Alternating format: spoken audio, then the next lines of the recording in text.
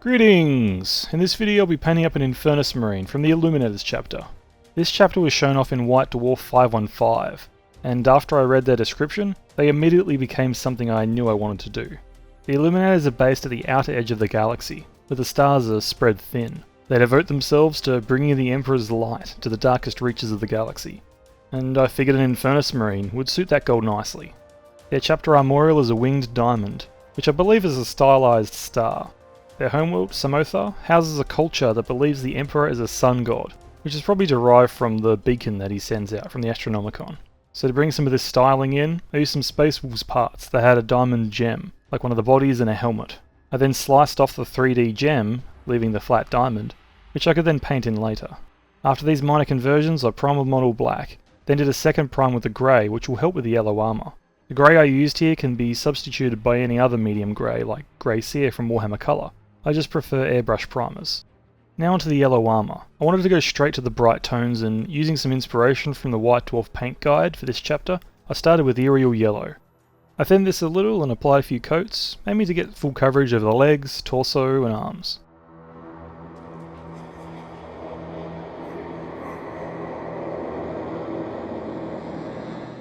Wanting to try and get better at shading by hand, I used some Scarlet and Horde to paint in the panel lines manually. This took a long time, and while it does look good, I don't think it was strong enough by the end. Were I to do this chapter again, I probably would have gone stronger at this step.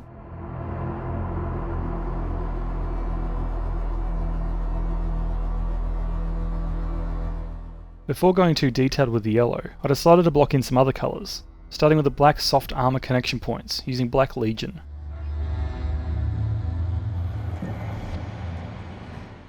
I also painted in a wire on the arm and the outer edges of the diamond shapes on the torso and the helmet at this stage.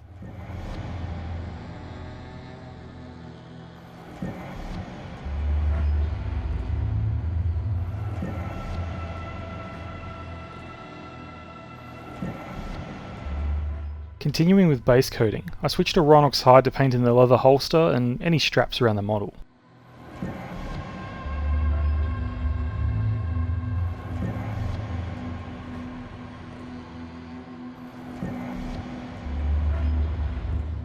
Sticking with the leather, I used some Scrag Brown to do some edge highlights and apply some weathering patterns by doing thin lines along the holster. Going in a single direction can help create some artificial height or depth. After which I do some thin lines with Scrag Brown and then Deathclaw Brown to emphasise any damage or sharp edges. I really like how this combination looks, even when used with brightly coloured armour schemes like this chapter.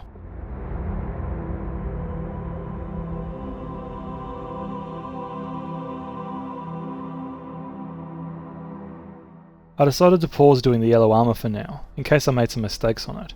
So I started base coating in the blue armour using Kantor blue. This includes the weapon casing, the pauldron trims and the power pack.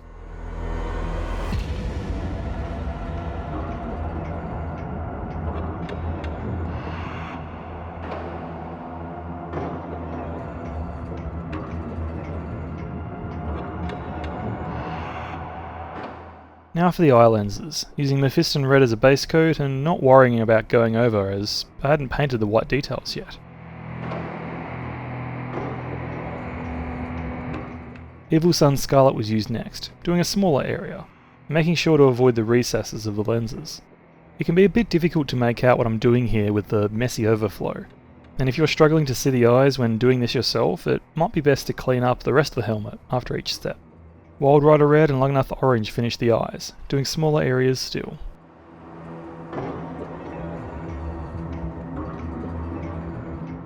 I used Scarlet and Horde to paint in the panel lines for the yellow, so I decided to try using Basilicanum grey for the blue armour.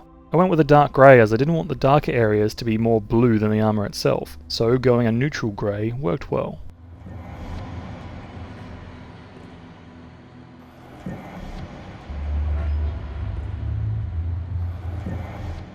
Now to finally base coat the white, cleaning up all that spilled over paint, using Ulthorn grey. This was applied over the pauldron fields and the helmet, making sure to not go over the eye lenses.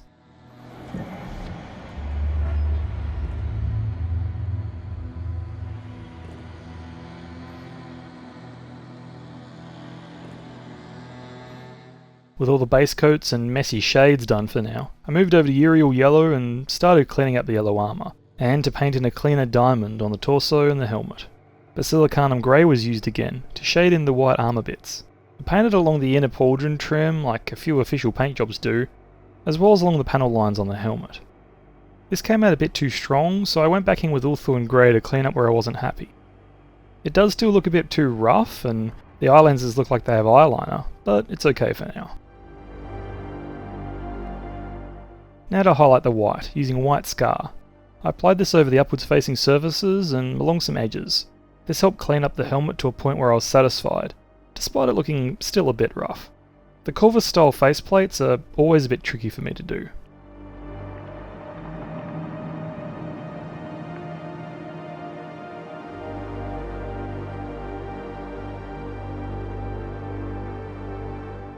With the white done, I moved on to highlighting the blue, starting with Techless blue as an edge highlight all over the Kantor blue bits.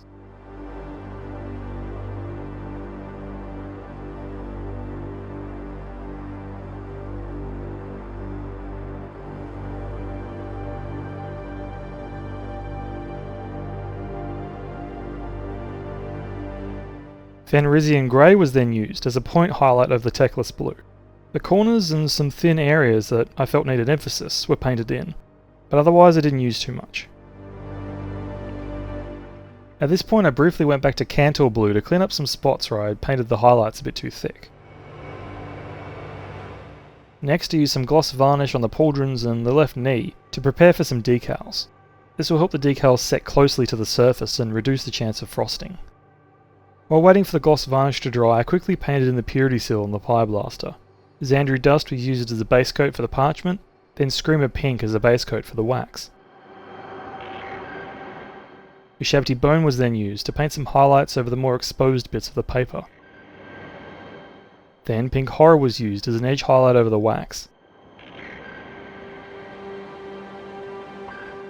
Screaming skull was then used to finish the parchment, hitting the sharp edges and some of the other spots that I wanted to stand out.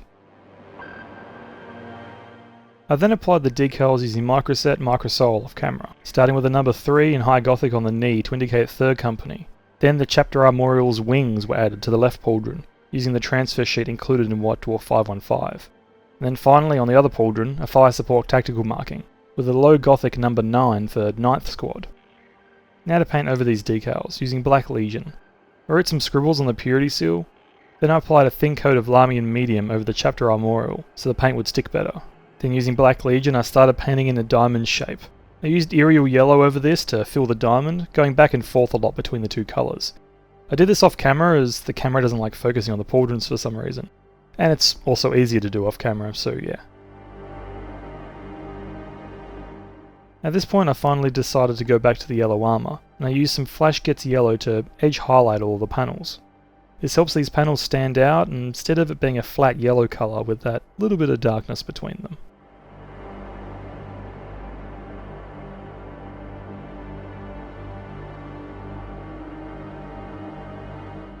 Dorn yellow was used as the final highlight, similar to the spot highlight that I did for the blue. I applied this over the sharp corners, but mostly over parts where I wanted to fake a shine. These overlapping edges here on the leg show exactly what I mean, where I apply the same shine along the nearby surfaces.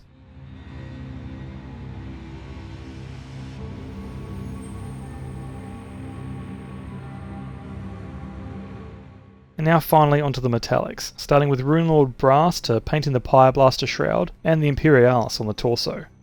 I was considering going with brass scorpion over the top of this, but I was happy with how this colour matched the reference, so I left it as is. Next was gunmetal grey, painted over the metal details around the model. This mainly consisted of the Pyreblaster chassis and the power pack details.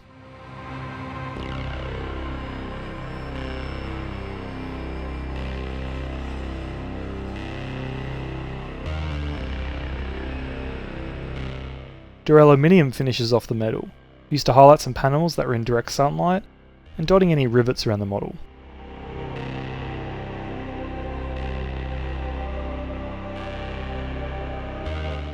And now, as I wasn't happy with the shading, I brought out some enamel wash, specifically Starship detail wash, thinned with some ammo thinner.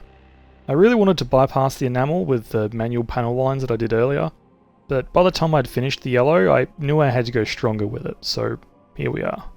I will note that I used a fair bit of thinner with this enamel, focusing on filling the panel lines, and had I not decided on using enamels, I would have used a black wash over the metallics. So if you preferred how it looked without the enamel, Nuln Oil or another black wash would have been my go-to for both the brass and the steel metals. To clean up, I went in with a cotton tip, soaked in some thinner and then touch dried on some paper towel, and softly wiped off the enamel along surfaces where I didn't want it. This was meant to be purely for panel lining, and I only wanted a tiny bit of grime left over. After the enamel had dried, I applied my usual basing method, painted the base rim black, and then sealed everything in with some ultramatte varnish.